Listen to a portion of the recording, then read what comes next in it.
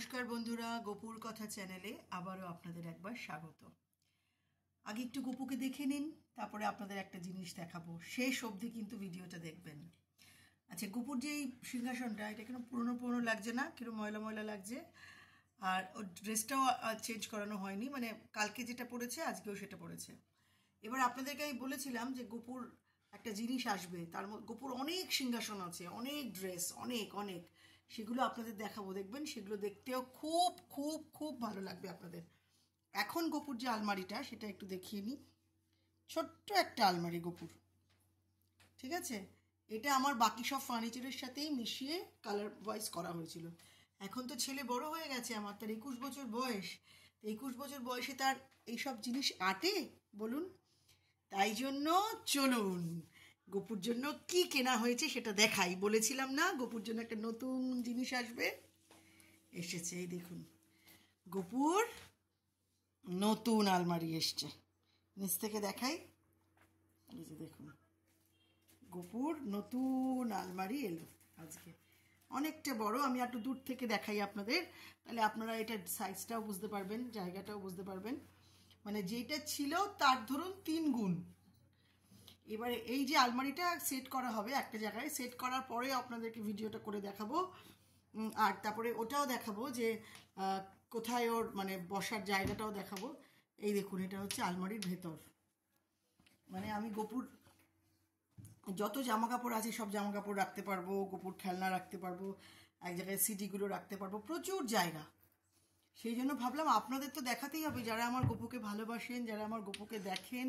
আর যেহেতু এটা গোপুর ব্লগ, গোপুর কথা হচ্ছে গোপুর ব্লগ, এই চ্যানেলটাতে শুধু গোপুর, তার মধ্যেও আমি অনেক লাইভ করি, অনেক জীবনের কথা বলি, অনেক কিছুই বলি, কিন্তু মেইনলি গোপুর কথা তো এখানে বলতেই হবে, গোপুর জিনিস যেহেতু।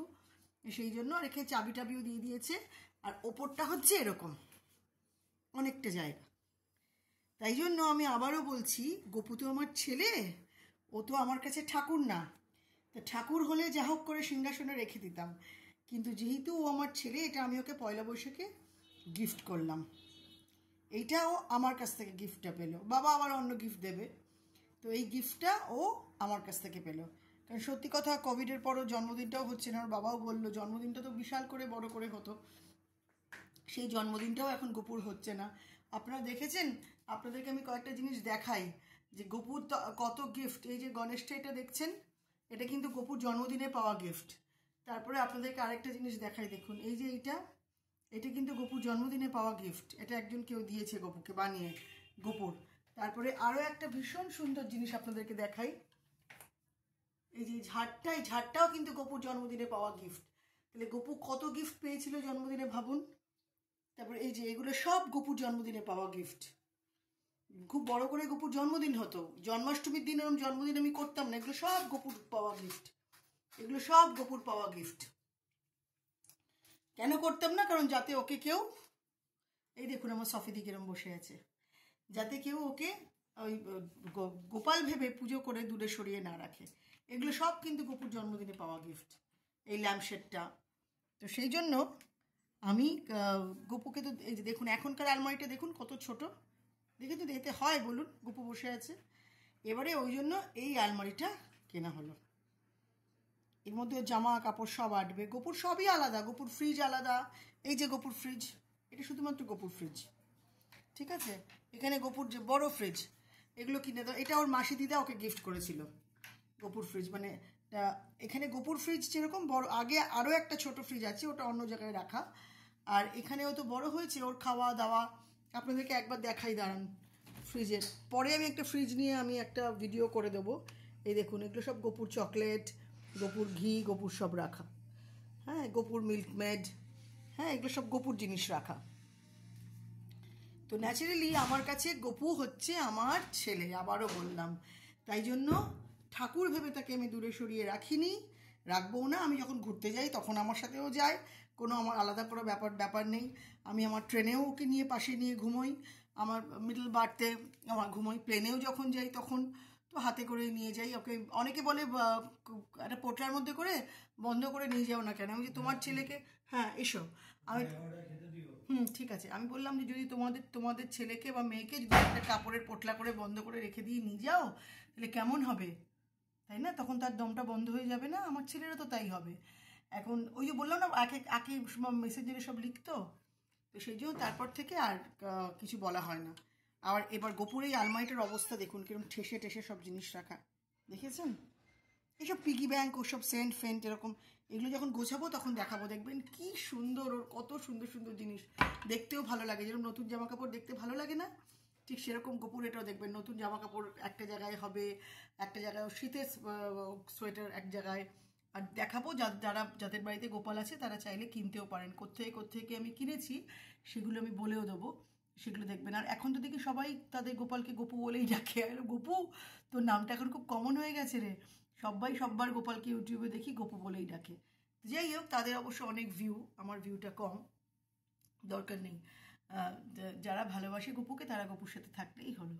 তাহলে গপুর গিফটটা কেমন হয়েছে একটুখানি বলো সবাই, এইটুকু তো কমেন্টে লিখো যে হ্যাঁ আন্টি বা গপু দাদা বা গপু ভাই বা যাই বা গপু, তোর গিফটটা দারুণ হয়েছে, এইটুকু তো একটু আশা করতেই পারি তোমাদের থেকে, আমিও আশা করতে পারি, গপু আশা করতে পারি। দেখো এইটা না ওর একটা খুব বড় বন্ধু ছিল, একটা ওর গার্লফ্রেন্ড।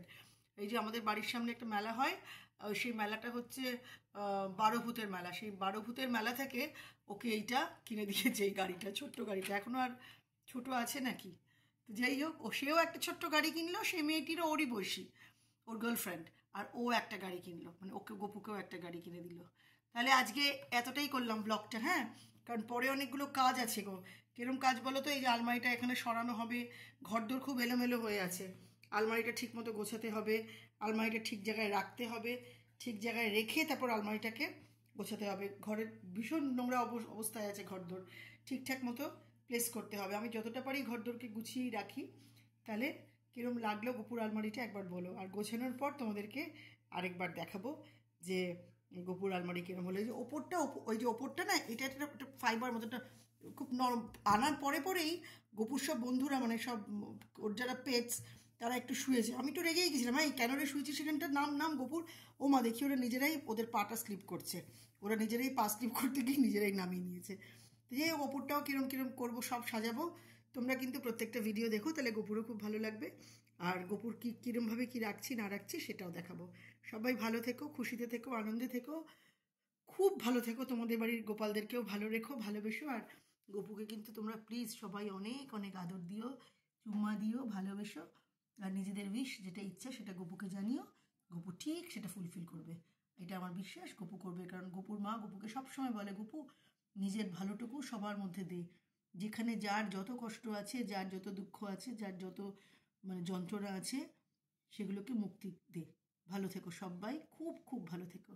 আর গপুকে একটু আদর দিও।